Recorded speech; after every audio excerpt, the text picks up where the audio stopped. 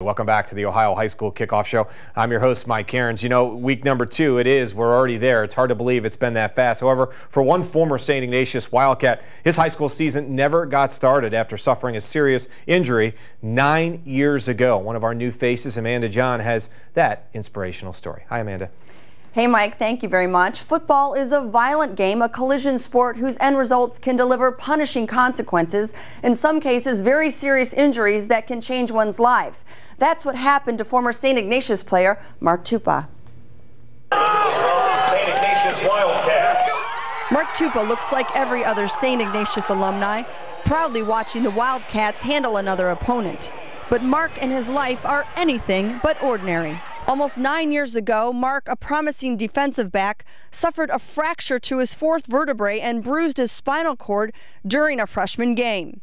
The helmet-to-helmet collision left him paralyzed from the neck down. I remember, just the ambulance coming and people saying I was worse off than the other kid, and he was knocked out, so I knew that had to be a bad sign.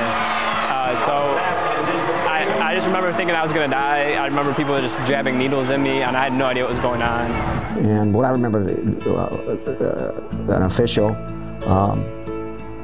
was by the gate because the emergency people came, and I remember he said, "This isn't good." The first few days were pretty grim once I kind of came to terms with what this injury actually was. And I mean, a lot of people were pretty negative, like trying to prepare me for life in a wheelchair for the rest of my life. Mark spent 4 months in the hospital. He started with an electric wheelchair, then months of rehab and work and determination. He graduated to a walker and eventually a cane. Another amazing component of Mark's story is he never missed a grade. He not only graduated with his class, his senior year, they made him captain. It meant a lot that my teammates and my friends kind of thought of me like that they wanted me to be a part of the team. And I loved it, being back on the sidelines. It was special for me. Really happy that I was able to do that. He's our teammate, he's our brother, right? And classmate. And when he was in the hospital, the teachers would come and make sure he would be tutored, staying up with the materials. And his classmates would come and just keep up with what's going on. Another milestone for his senior year, joining his classmates on stage accepting their diplomas. That was one of my goals, was to be able to walk across the stage and accept my St. Ignatius diploma, and I was lucky enough to be able to do that with my classmates. So that was definitely one of the biggest achievements in my life.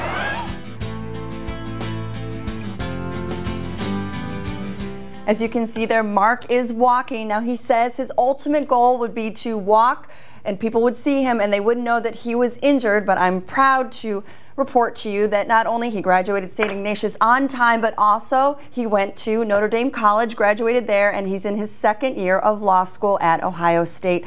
An amazing young man. I mean, I was blown away at his strength, his conviction. He was very humble. He said he was blessed that this happened the way it did, and he said it took a village, it took a community, it took tutors coming into the hospitals, it took his family to be there with rehab, in and out. Even his uncle and godfather, Tom Tupa, who is a former professional player, went with him a lot in the off season when this happened. I mean, I couldn't have asked for a nicer story to present to you, because the family, St. Ignatius, they were wonderful. Amazing story. Thank you so much. You got it. There's Amanda Jahn with the inspirational story on Mark Tupa.